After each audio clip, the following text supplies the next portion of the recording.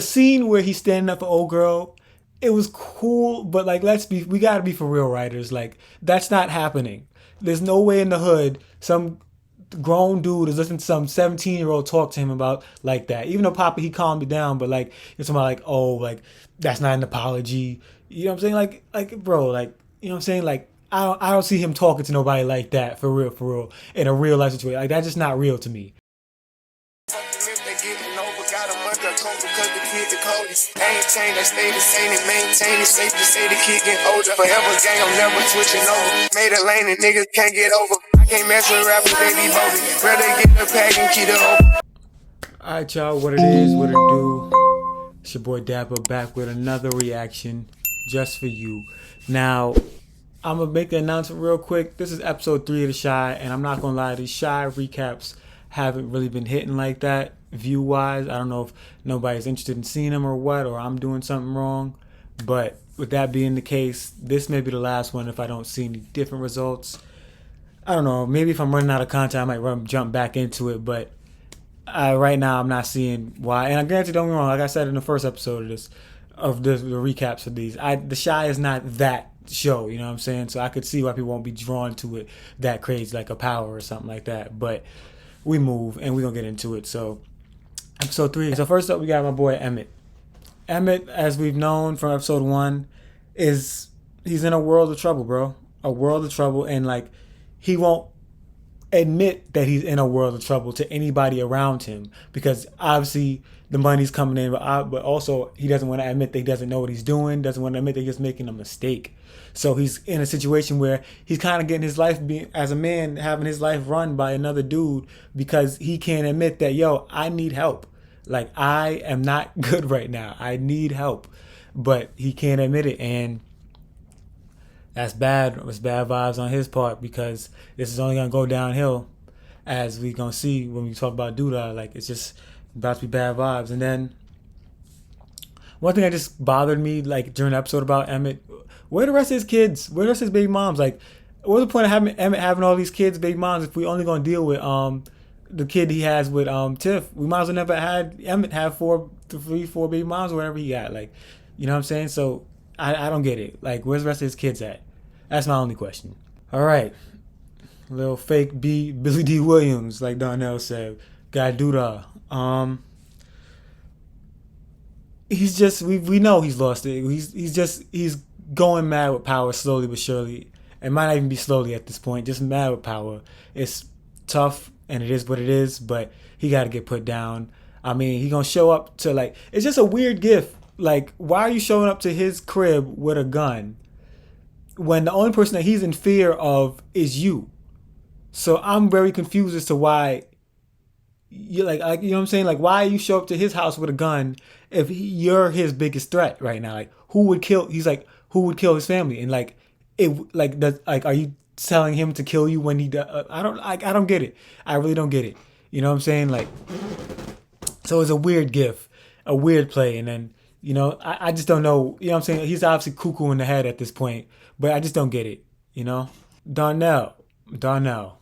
So with Darnell, we see him take a different perspective. This different Darnell in this episode, because usually Darnell's pretty laid back, good for a laugh or two here and there, chill vibes. But, you know, he obviously, nobody in the room. We saw when Douda walked in the room, nobody liked it. It was very weird, awkward. You know what I'm saying? So everybody's on edge, and he's obviously especially on edge because it's his son. But we haven't seen him go to bat for his son like this, like physically, like in the entire show since he's been in it. You know, so he steps up into the plate, and, you know what I'm saying, he sees that he got Emmett, the gift that Douda got Emmett was a gun. He tried to tell Douda back off, and obviously him and Douda have that standoff. Like, obviously something's gonna have to happen there because, you know what I'm saying, he's basically threatening Douda, like, look, anything happen to my son or his family, his kids, you're gonna have to deal with me. And, like, don't let that little earpiece fool you. It's because I look like I'm a cab driver don't mean that I'm gonna deal with you like I'm a cab driver. And you know what I'm saying? I respect it. You know what I'm saying? You pops, put your foot down. Like, yo, don't mess with my son. Get away from my son. For real, you know what I'm saying? Jada. Now, I'm not gonna lie, they fooled me, because in the beginning, we know Jada like I'm young. So, like, when she started talking to old real estate boy, DeAndre, I was kind of like, damn, Dad, you just got married. That's crazy. But as we saw later on in the episode, like, we saw that, like, You know what I'm saying? She's trying to look out for Tracy. But I also want to say, I wonder, can we free black women from like just having to always be in a relationship?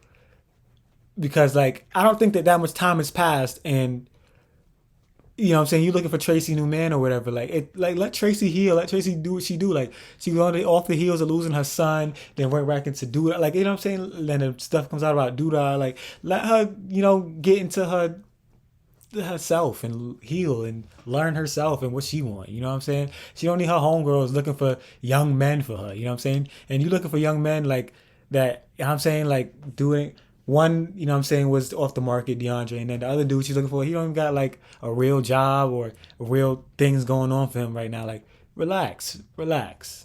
So I'm Papa, aka Stanley Jackson. Now Papa, the scene where he's standing up for old girl, it was cool, but like we gotta be for real, writers. Like that's not happening. There's no way in the hood some grown dude is listening to some 17-year-old talk to him about like that. Even though Papa he calmed it down, but like it's about like, oh, like that's not an apology. You know what I'm saying? Like bro, like you know what I'm saying? Like I don't see him talking to nobody like that for real in a real life situation. Like that's just not real to me. You know what I'm saying? And then Papa went later on in the episode and then talked himself out of the date that he wasn't supposed to get. She was finally gonna give him, and he went and talked himself out of it. Talking about, oh, my mom gotta ask my parents because and like it got even worse as he kept talking. Like they left me in charge of the house one time, and like they trust me. Like like bro, like you could have just said like, yo, like yeah, I'm gonna check my schedule for real. Like, yeah, I'm gonna check my schedule for real. And if it fit, it fit. You know what I'm saying? That's the way you go about that when you don't have a real answer. I'm gonna check my schedule. I might be free. He Yeah, I gave him credit for some, quote unquote Riz last episode, and now you done lost it, bro. You lost me. Sorry, dogs. Keisha, I feel for her because she's in a tough spot because she really cares about kids and really likes EJ, the thing son, and really wants that to be a positive experience, and she wants them to be a unit. But I feel for her on that extent because like how far can you butt in really when you really just stepmom, you're not really mom. But shout out to her for making her point clear, and shout out to Emmett for stepping up to the plate and trying to handle that as best as possible as he could. You know what I'm saying? But the biggest part for her in this episode was her interaction with Nuck. You know what I'm saying? Nuck, if you watch the older seasons, Nuck is partially part of the reason as to why she got into that kidnapping situation back when the show was, good, So it was great to see them have a conversation. Great to know that Keisha was able to forgive him because not forgiving him would have done what? You know what I'm saying? I know people have to say forgiving somebody gives them an easy way out, but it's forgiveness is for yourself. And I like the fact that the writers kept that in there like, yo, like I've forgiven you. I mean, I've forgotten, but I've forgiven. You can move on too, because clearly it was, like Nuck said, it was eating him up. Bakari. As we said earlier, you know what I'm saying, Bakari had a situation that, he's working with Douda, and as Lene, who is Bakari's girl, her brother came and said, "Look, we know where this is gonna go, and I don't really want you with him like that." And so they basically kind of had Bakari and Lene basically had a little breakup situation going on, but with that, they kind of reneged on it because if they teenagers, you come through with the sweets and apology, and that's kind of all it really takes at that age. But I'm interested to see where this goes because like nothing really changed for him. He just stated his intentions because clearly he's trying to save money so he can get out of Papa's crib, get his own crib because he doesn't have any family to rely on. But I don't think Duda's gonna just let him walk away, and I don't think it's gonna be as easy as he thinks it is. And I know I don't think he thinks it's gonna be easy, but I don't know how he thinks he's gonna do it. I think he hasn't got that far, and I think that's the problem. And so we'll see, because again, decisions have to be made on Bakari's end. Tiff always want to be difficult, but we saw towards the end, Tiff, what I'm saying, made her decision to lie on the side of what Emmett was talking about, Keisha was talking about. Let's lean it up because there ain't no reason for kids to be 5 years old saying the B word, cussing up a storm. Like what I'm saying, I get it, they're gonna hear it and they might use it, and you got to correct that action, but you can't let that keep going and think you're gonna be a good parent if you just let it keep going. That's just crazy to me. So shout out to Tiff for changing her mind later on. And last but not least, We got Rob.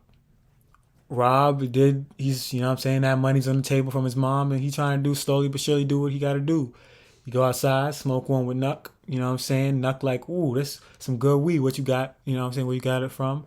He basically telling Nuck, you know what I'm saying? He trying to do his own thing because, you know, he sell Douda weed, but he don't really use it, you know what I'm saying? That's a little plant, a little seed, you know what I'm saying? He was trying to figure out, you know what I'm saying, what happened to Q, his uncle.